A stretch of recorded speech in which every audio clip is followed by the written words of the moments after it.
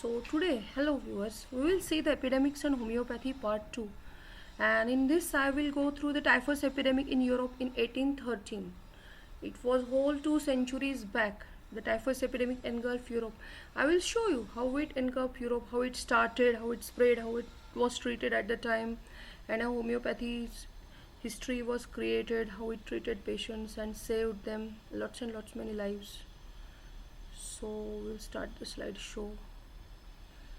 How it happened, typhus in Europe in 1813. The outbreak of typhus epidemic. In the year 1813, when Dr. Hahnemann was residing in Leipzig, Leipzig was a very crowded city. It was a university town of Leipzig, and it was also they had many kind of trades there, and it was a big city, big crowded city. And there was a massive epidemic of typhus. Typhus was a louse-borne disease. So how it was there, how it occurred. The epidemic was followed by Napoleon's army that was marching through Germany to attack Russia. Napoleon had decided to attack Russia, and they went through Germany. The Germany allowed them to march through their country all the way to Russia. And when army returned from Russia, it stayed there for a while until the winter came. The Moscow was deserted by many people. It was most of the population was shifted elsewhere, and they waited for a big fight to occur, but nothing happened, and they all returned. But they were like they did not have left many of the grains, and they fought on the many levels. There was not enough grain supply, and when it returned, it was left 1/5 of the size. And so you see the whole lot big army was there. It was as called as a grand army as it was known, and only 1/5 of it returned, and they brought with them the epidemic of typhus, because they were already weakened by the whole traveling, the great Russian winter, which was very very cold, and they were not accustomed to that much of ice, that much of cold weather. And when they returned, only 1/5 of them were left, and that too in a very debilitated conditions. And when they marched through Germany, they brought with them the epidemic of typhus. Typhus had a high mortality rate of 10 to 30%. This is a very high mortality rate that we see there. So at that time, the prevailing mode of medicine that was prevalent in the time in the Europe, what it did to the patient, and so how they treated. So high mortality rate was there. They did. It is only described in an essay by Dr. Hahnemann that how did they treated, and it is also chronicled at many places how they treated. They did the administration of emetics. Why emetics were given? They felt that there was some toxic material inside the body, and that will be vomited out along with the vomiters. So they gave violent emetics, and patient vomited, and they felt that that's how we are helping the patient. And bloodletting was performed because they felt that blood had some kind of toxin because of the fever, and when blood will be let out, the toxin will also be drained. Based on that thought, they did the bloodlettings. And also a few more measures were done, like violent measures like acid of ammonia, elderflower tea, juniper juice, musk. Opium was given. As you know, opium, from which the morphine is derived. Opium is pretty suppressing factor. It suppresses, dulls the sensorium. The camphor was administered. Even cinchona bark was given in the hope that it also fever like malaria.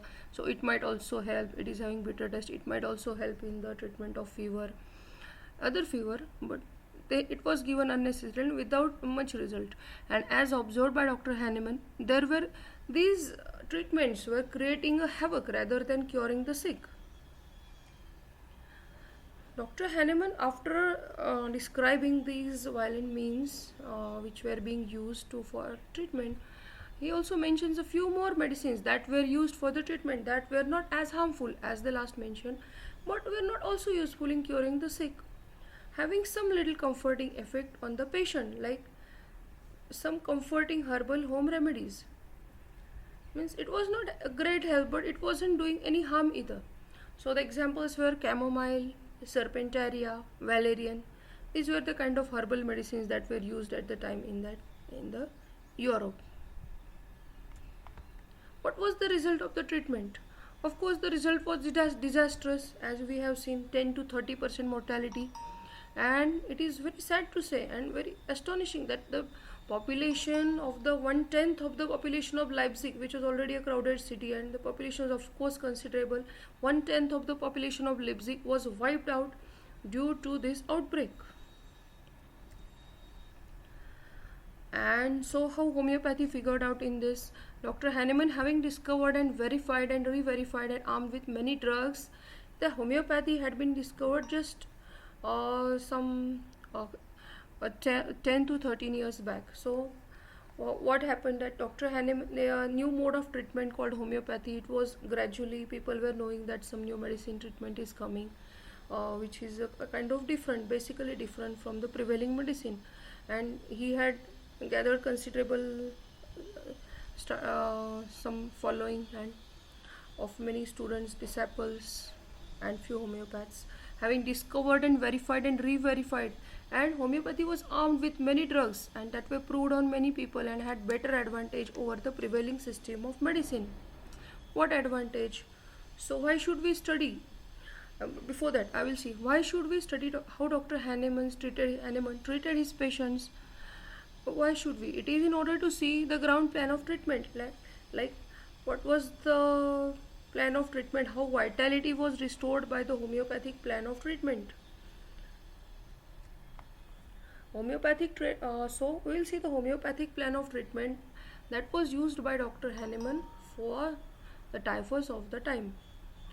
So he has given two main remedies that came out by the matching of the symptom similarity picture. There was proper dilution of Bryonia tincture, or the proper dilution, it was all described how much was required for that epidemic. It was described in the essay which is given in the lesser writings of Dr. Hahnemann. Bryonia tincture or of Rustock's tincture as required by the case. Either of these was to be given according to the symptom similarity, mostly in a single dose or in a highly diluted form. Not or in a highly diluted form was there, which how much dilution it was given there, but it was not as strong as given by other medicine at that time. It was very highly, compared to that, it was highly diluted form. He did not impose any artificial diet regimen on the patient, but allowed them to eat as much as they felt like. So he did not give any very strict diet, which at the time a diet was given which was fit for a bird to eat. It wasn't even enough for a bird, and that was given to the patient in the, they felt that they will starve the disease. They didn't starve the disease, but the patient was starved and debilitated. So that's how he didn't like that artificial diet regimen of the time. The patients did recover by either of these two. Yes, so either of these two medicine, Bryonia or Rustock's, or the genus epidemic of the time, two genus were found. But either of these two patients were recovered. But there were, Dr. Hahnemann also got some very advanced patients who were delirious due to fever, and for them he had some third medicine in his repertoire. This medicine was hyoscyamus. As we all know, hyoscyamus, the drug picture of hyoscyamus, the delirious patient and all that. For them he gave the proper dose of hyoscyamus that was required per the case. So that is, Dr. Hahnemann has shown what he has done. And so what we can note from under what happened, what actually differed from the traditional medicine. So under the homeopathic treatment, no heroic medicines were given that could have a drastic and dramatic effect on the body. The medicines were given in the high dilutions. No artificial diet was imposed. In those times, patients were given very little food to eat that debilitated the patients. Dr. Hahnemann allowed them to eat as they felt like. And thirdly, and most of all, very important, no bloodletting was performed at all by Dr. Hahnemann, as he drained the vital fluid of the body, which is blood. So no bloodletting was performed. No phlebotomist was called by Dr. Hahnemann.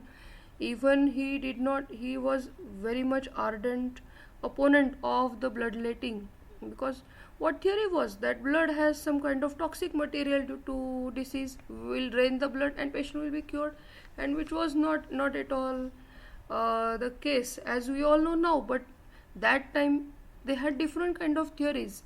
So when Dr. Hahnemann proposed it, the medical community was shocked that, oh, no bloodletting, how is it going to the patient is going to be cured. But Dr. Hahnemann was very adamant that I'm not going to do bloodletting, I'm not going to let the blood out by doing the phlebotomy on the patient, because that is no way to cure a patient. So no bloodletting was performed by Dr. Hahnemann.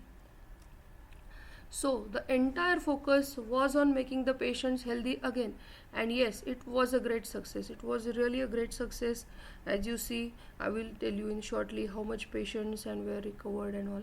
So what happened at the time, homeopathy was a new mode of treatment that had just been introduced, Organon's first edition being written in 1810. Dr. Hahnemann treated 180 cases of typhus. Out of that, 178 survived. It was the highest survival rate, that is lowest mortality rate. Can you see the difference?